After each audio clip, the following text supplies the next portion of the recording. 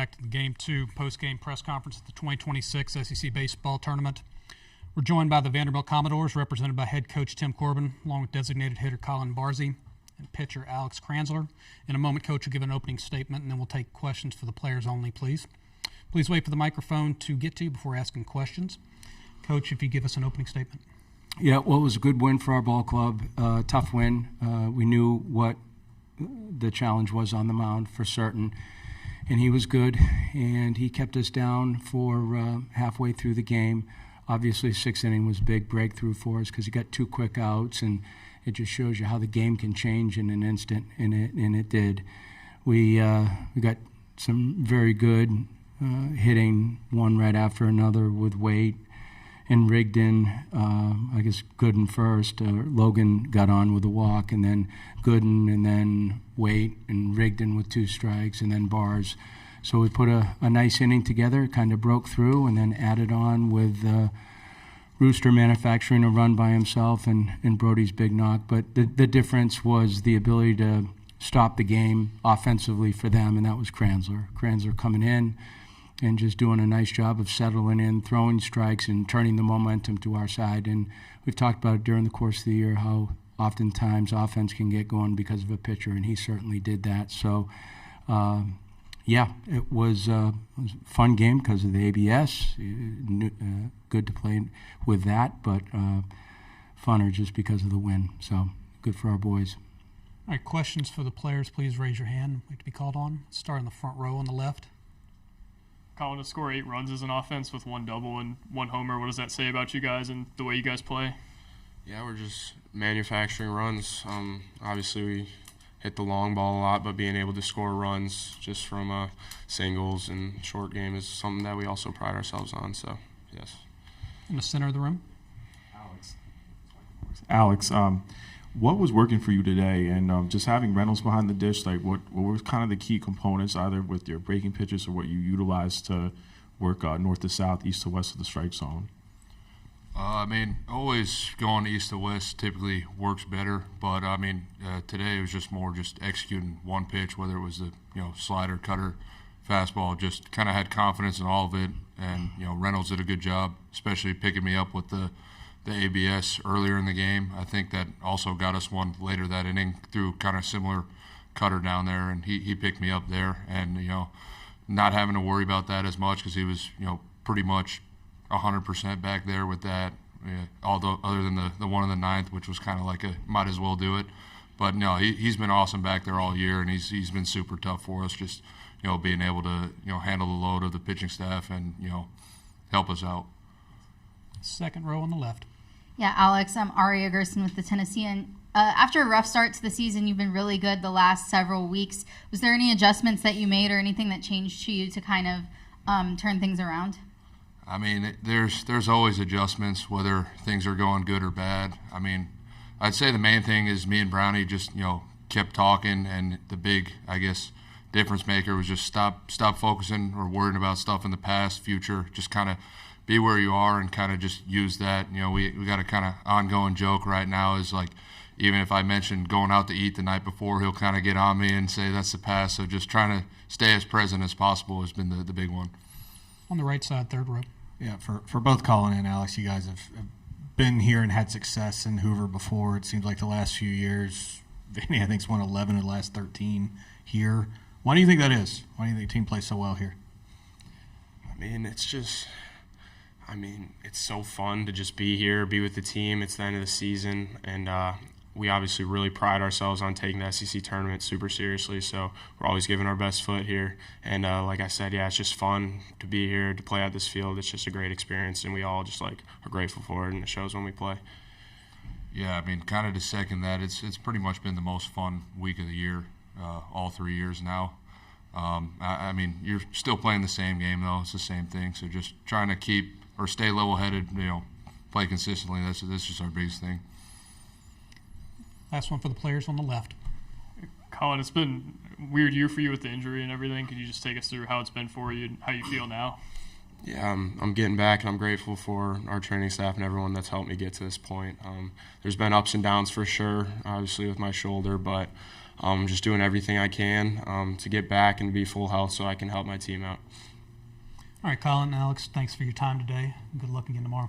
Thank you. Thanks.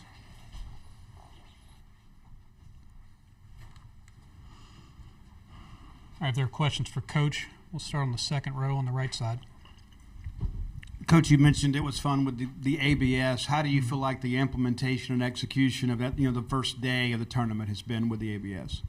Good. From what I saw in the first game, I think the biggest adjustment is going to be the umpiring, to be honest with you, because they've called strikes and balls according to how they see it, and now it's that 2D box, which, for a hitter, because of machines and what you train with, it might be a little bit easier for them to understand where the ball is, but I think it's just going to take a little bit of time. But I like it. I like it a lot. I think it helps both sides. I think it's clear.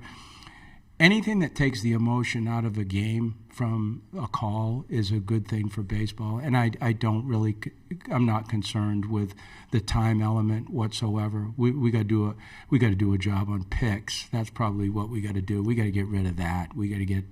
That's for another day. But I think it's good. On the left side, second row.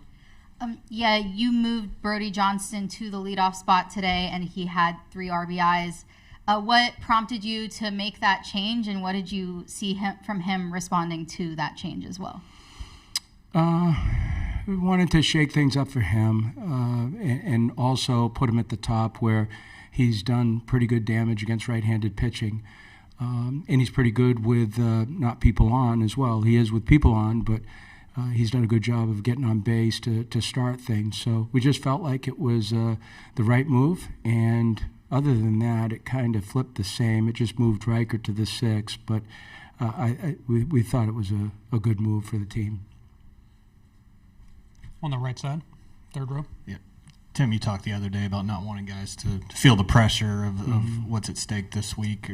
Given how this game went today, how encouraging is that in terms of how they responded and what it could be in terms of something to build off of? Yeah, well, the first game of a tournament is always tough, regardless of whether it was last year or year before. I think you win the first one, it kind of relieves a little bit, but they've been loose, and we talked about it. It's like the elephant in the room, right? That they're trying to play for Vanderbilt and play, to do something, and what I really asked them to do was get away from that and remove that from it. I said if they want to do something for the program and do something for the coaches and themselves, then you can't carry the program. All you can do is just play the game and enjoy what you're doing. So they've had a lot of fun. And to Colin's point, we really enjoy coming down here.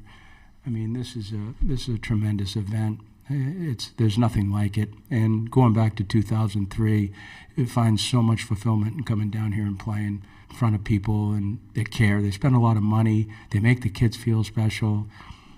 I mean, this is something I never thought I would have been a part of when I was a young kid growing up in New Hampshire. But to see these kids and enjoy what they're doing and play baseball, Vanderbilt has a good time here.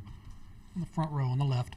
Kind of along those lines, when you heard Riker say that a couple of days ago, or you heard that he did say it, you seemed to have like a visible reaction to it. Could you just go back and tell us what was going through your head then, and maybe how that influenced the way you approached the team in the next couple of days?